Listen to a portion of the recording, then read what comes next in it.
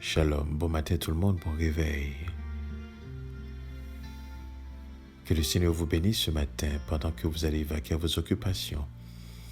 Et pour ceux qui sont en congé, je vous souhaite de bons moments en famille. Si aujourd'hui c'est votre anniversaire, eh bien je vous souhaite joyeux anniversaire. Soyez heureux, soyez contents, soyez conscients. Et si vous êtes seul,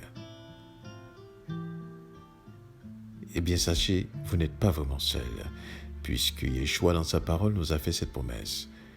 Je serai avec vous tous les jours, jusqu'à la fin du monde. Et nous savons qu'il est là. Je ne sais pas pour vous, mais je commence à comprendre et à être conscient de cette présence. Et j'aimerais de plus en plus devenir conscient. Et ça fait toute la différence. Ce matin, j'aimerais voir un texte avec vous dans le livre de 1 Chronique 16, au chapitre 16, au verset 2. Et je lis pour vous. Quand David eut achevé d'offrir les holocaustes et les sacrifices d'action de grâce, il bénit le peuple au nom de l'Éternel. Quand David eut achevé d'offrir les holocaustes et les sacrifices d'action de grâce, il bénit le peuple au nom de l'Éternel. David, comprenait ce que c'était l'action de grâce. C'est une expression aujourd'hui qu'on utilise, qu'on utilise énormément. On veut faire des actions de grâce parce que nous avons acheté une maison. On veut faire des actions de grâce parce que nous avons acheté une voiture. On veut faire des actions de grâce pour l'anniversaire du mari, de la femme, d'un enfant. En fait, tout ce qui a rapport à l'humain, on veut faire une action de grâce. Mais vraiment, comprenons-nous l'expression action de grâce. Ce matin, j'aimerais vous dire ceci. Normalement, l'expression utilisée à travers les Saintes Écritures, c'est les sacrifices d'action de grâce.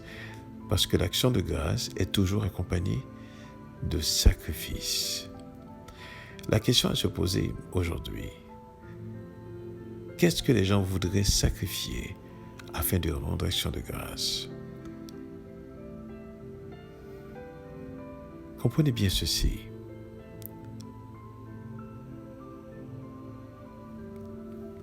Pourquoi rend-on action de grâce? À qui rend-on l'action de grâce? Et quand est-ce? Pourquoi? À qui? Et quand est-ce? Nous rendons action de grâce en reconnaissance au bienfait du divin, d'Élohim. C'est une expression de gratitude démontrant notre reconnaissance envers Dieu.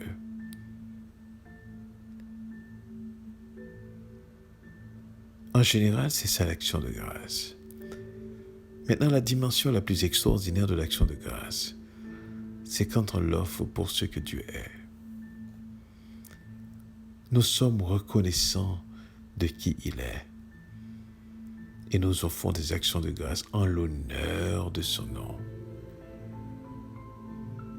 Pour ça, il faut des sacrifices. Parce que nous ne pouvons pas offrir une action de grâce ou des actions de grâce sans sacrifice. La question qu'il faut se poser maintenant, qu'offre-t-on en tant que sacrifice dans l'action de grâce, car cela fait toute la différence. Comprenez bien ceci. Les actions de grâce, c'est une manière de manifester notre gratitude envers Elohim.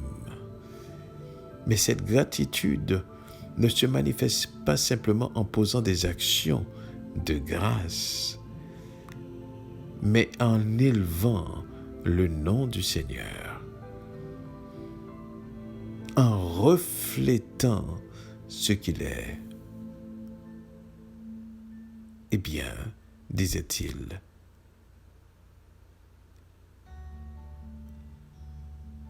l'obéissance vaut mieux que le sacrifice.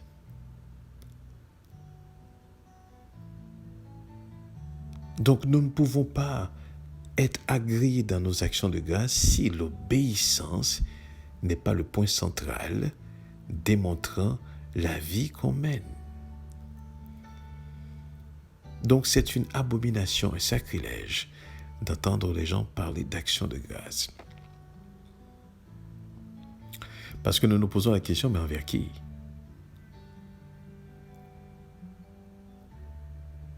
Envers qui rendons-nous l'action de grâce? Rendons-nous l'action de grâce? Envers Elohim? Nos frères, nos sœurs? Envers qui? La véritable action de grâce ne sont que tout simplement des actions qui sont posées en vue de la grandeur, de la magnificence de ce que Dieu est. Ce qu'il est. Il ne peut y avoir de plus grande action de grâce que lorsque nous nous préparons, lorsque nous la faisons dans l'optique de glorifier Elohim.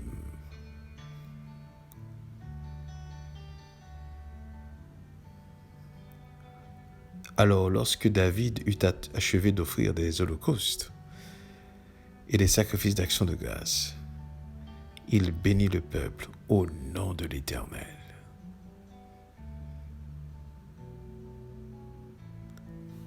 Nous avons énormément de personnes qui fêtent l'action de grâce. Mais combien dans ces personnes qui font une prise de conscience et qui sont transformées à l'image de Yeshua? Voyez-vous, là où nous devons faire la différence. Important que nous puissions faire la différence.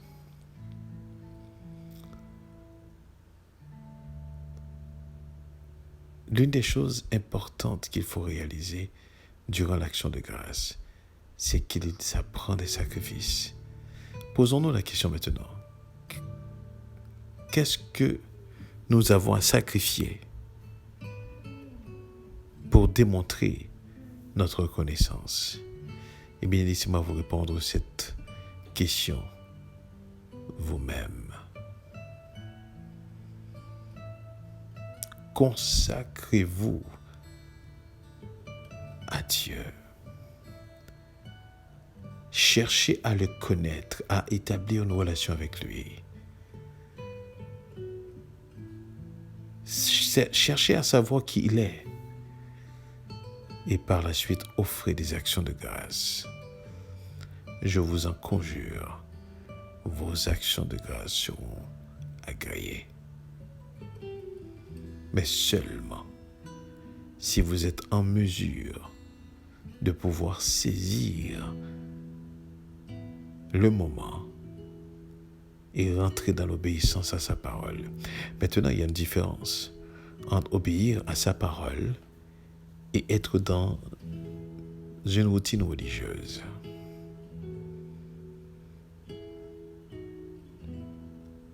Il y a beaucoup de monde qui ne réalise pas cela. Que l'action de grâce n'est pas simplement acheter des dindes bourrées et ensuite s'asseoir autour d'un bon repas puis manger. Non.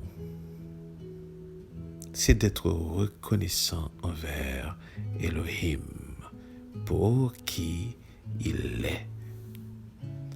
Voici la véritable action de grâce qui est extraordinaire.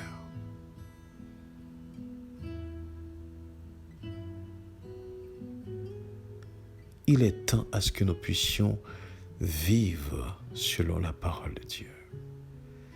Que nous puissions pratiquer cette parole.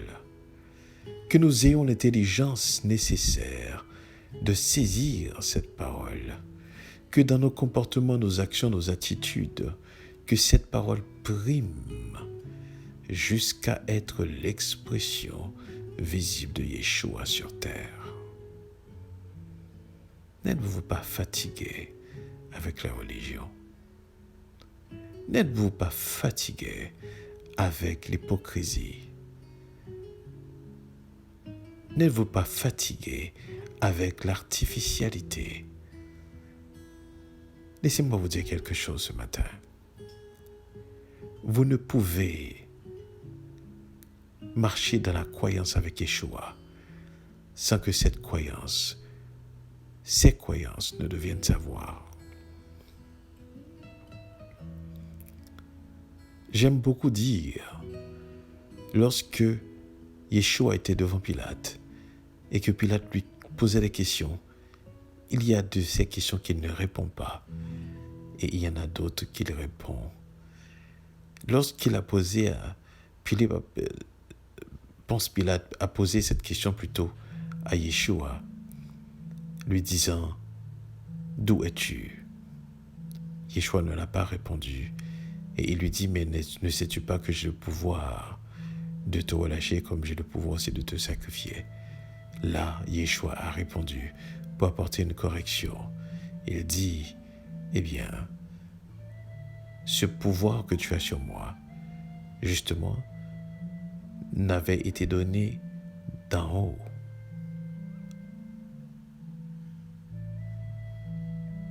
Comprenez bien ceci. Pilate manifestait sa croyance, mais Yeshua manifestait son savoir. Comprenez bien l'importance de savoir.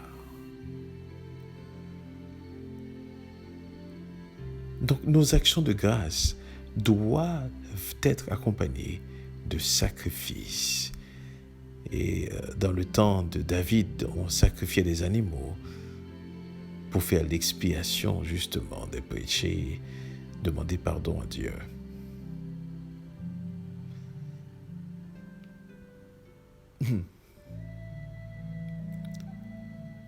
L'action de grâce n'est pas quelque chose que nous devrions prendre à la légère.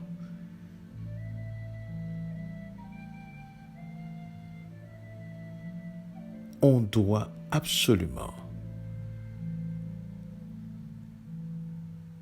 remettre à leur place ce que Elohim avait déjà préparé et a voulu que nous puissions vivre.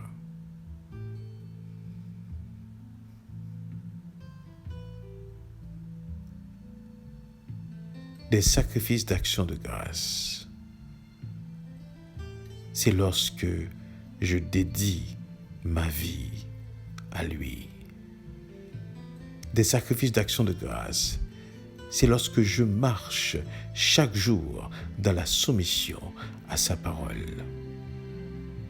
Des sacrifices de l'action de grâce, c'est lorsque à chaque jour je me lève, je connais le plan de la journée pour moi-même. Des sacrifices d'action de grâce, c'est lorsque je passe ses intérêts en premier.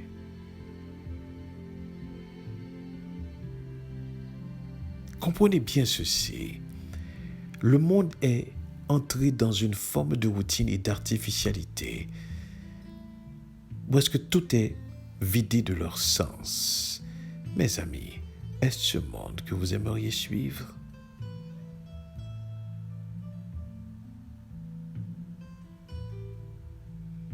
il faut comprendre ce que c'est l'action de grâce.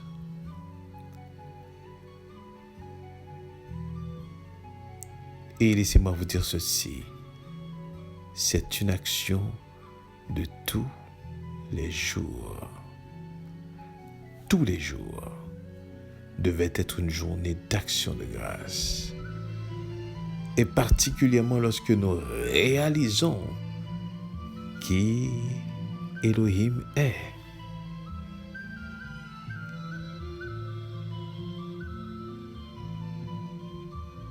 Il n'y a pas une fois que vous allez voir le mot action de grâce sans voir sacrifice. Il faut qu'il y ait un sacrifice ou l'expiation des péchés.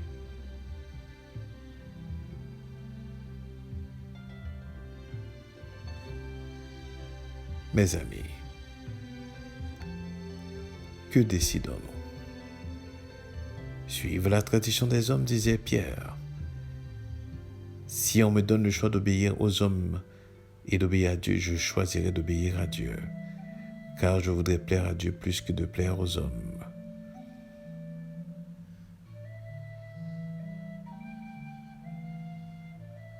Comprenez bien ceci. Les actions de grâce, c'est lorsque l'Esprit de Dieu me transforme et travaille en moi, et de plus en plus, je ressemble à l'image réelle, l'expression visible de ce Dieu invisible. Cette expression qui est Yeshua. Il ne nous reste pas grand temps avant que certaines choses, certains événements puissent prendre place. Laissez-moi vous dire quelque chose. Lorsque ces événements vont prendre place, si vous n'avez pas été préparé, vous allez tomber.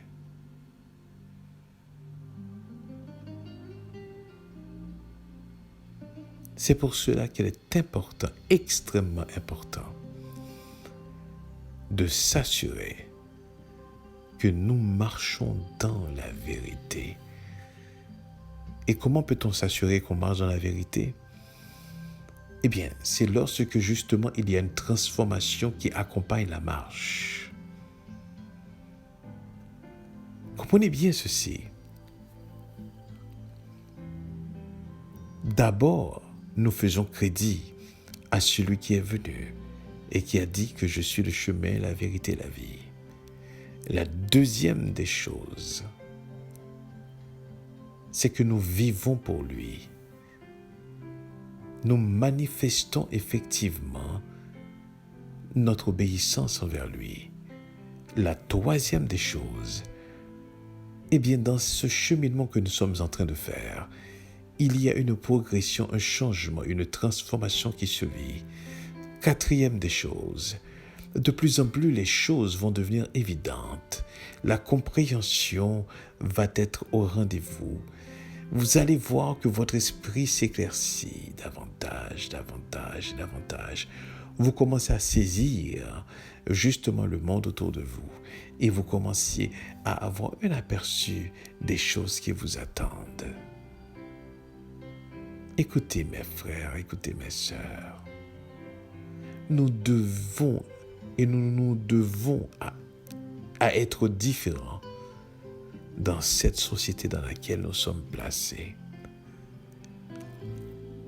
Et notre présence n'est pas pour rien. Notre présence a pour quelque chose. Voilà pourquoi je vous encourage ce matin à ne pas vivre les actions de grâce comme tout le monde.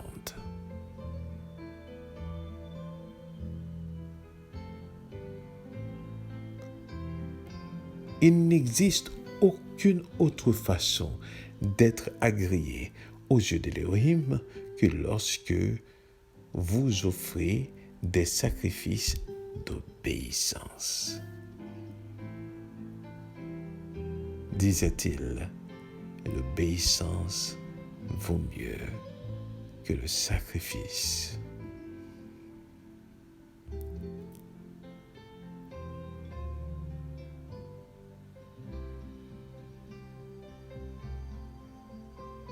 il faut que nous puissions nous dissocier de toutes ces faussetés que la religion nous a mis en tête. Et je vous le dis, je vous le répète, c'est l'une des raisons pour laquelle je suis content, heureux d'être que la vérité n'était pas justement dans la possession d'un homme, selon le doctorat, la compréhension, la théologie, la philosophie, la science, la connaissance humaine. Mais c'est le roi Kodesh qui est le garant de cette vérité, amen, et qui nous y conduit à chaque jour.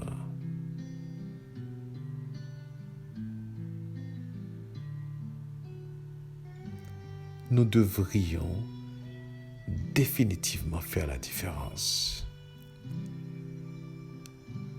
Et je profite aussi pour dire,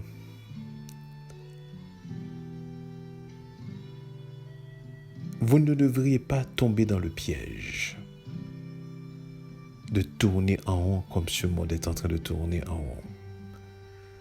Vous devriez être des êtres qui marchent de progrès en progrès si vous êtes nés de nouveau. Ça devait être palpable, les choses extraordinaires qui vous arrivent. Voilà pourquoi apprenons à offrir à Dieu vraiment des sacrifices d'action de grâce.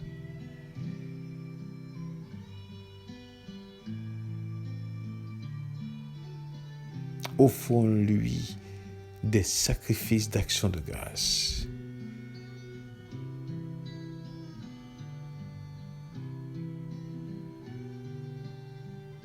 J'espère que ce matin que vous avez compris qu'il n'y a pas d'action de grâce sans sacrifice. Et le sacrifice qui nous a été demandé d'offrir, eh bien, c'est l'obéissance.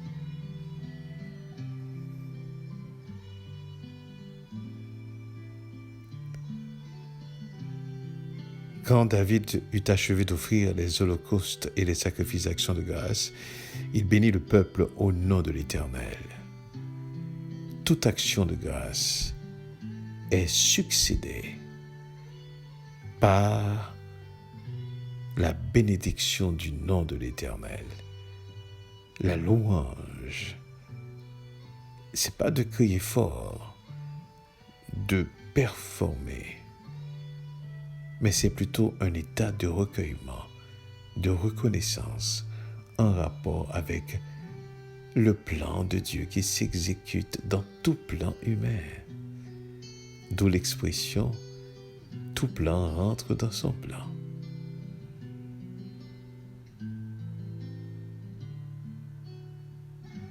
Il est important ce matin que nous puissions saisir cela.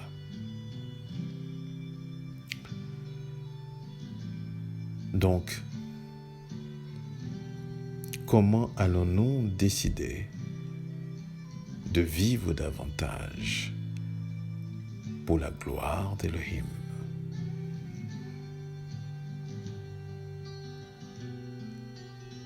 Il est important que nous puissions comprendre ceci.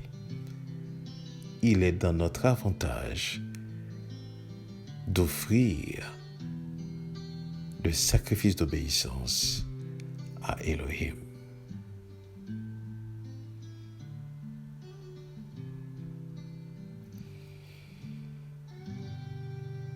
Il faut que nous apprenions à être différents. C'est la réflexion de ce matin. Il faut que nous apprenions à être différents, à refléter ce que Dieu est,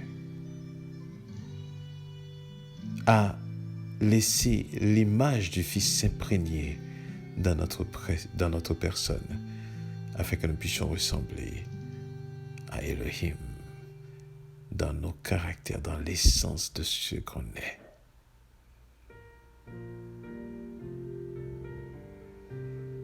J'espère ce matin vraiment que vous allez réaliser cela. Et je vous disais, on est presque arrivé à la fin de l'année grégorienne, mais n'oubliez pas que notre année à nous commence à partir du mois de mars. Écoutez, laissez-moi vous dire ceci. Nous devons en tout temps demander du roi Kodesh, l'Esprit de vérité, de nous aider à comprendre notre raison d'être, notre raison d'exister sur cette terre.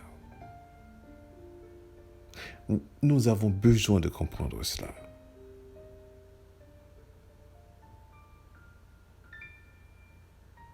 Il le faut.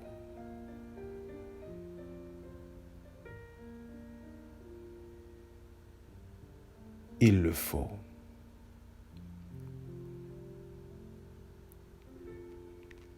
Parce que si nous respirons, c'est pour une raison bien déterminée. Si nous sommes en vie, c'est pour une raison bien déterminée. Et il n'y a rien de plus extraordinaire de voir un homme, un serviteur, une servante, de faire exactement ce que le serviteur inutile faisait, ce qu'on lui demande de faire.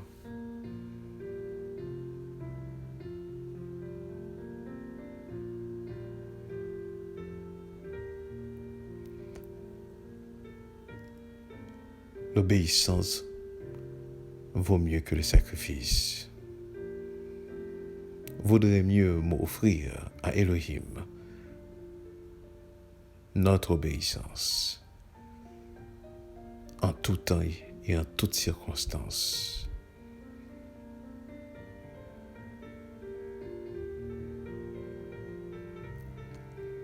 Que le Seigneur nous bénisse et nous permette de comprendre ce message ce matin.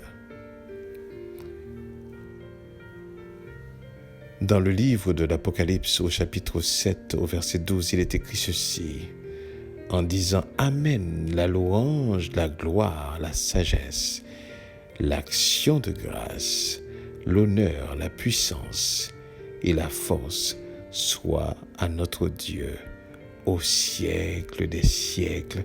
Amen. » Ce qui voudrait dire, cette reconnaissance est à perpétuité, puisque le Créateur, de manière perpétuelle, nous étonne.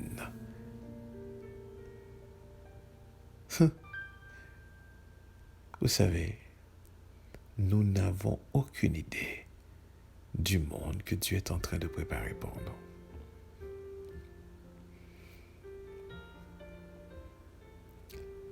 Nous n'avons aucune idée du bien-être que nous allons tirer de sa présence. Nous n'avons aucune idée de cette agréabilité que nous allons avoir lorsque le moment arrivera.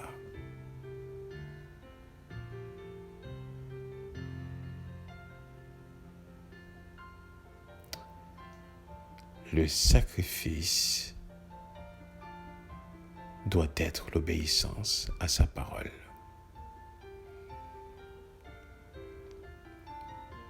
Et sa présence doit être l'objectif de nos recherches et de nos quêtes. La compréhension de sa parole doit être notre boussole.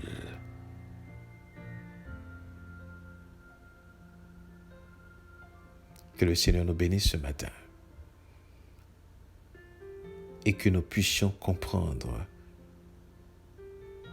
les véritables sacrifices ne sont pas forcément les actes que nous posons, mais les véritables sacrifices, c'est lorsque nous nous laissons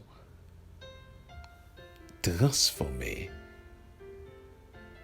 par le roi Kodesh et que nous commençons à ressembler, à être imprégnés de l'image du Fils. Que le Seigneur nous bénisse et restons conscients de sa présence. Amen.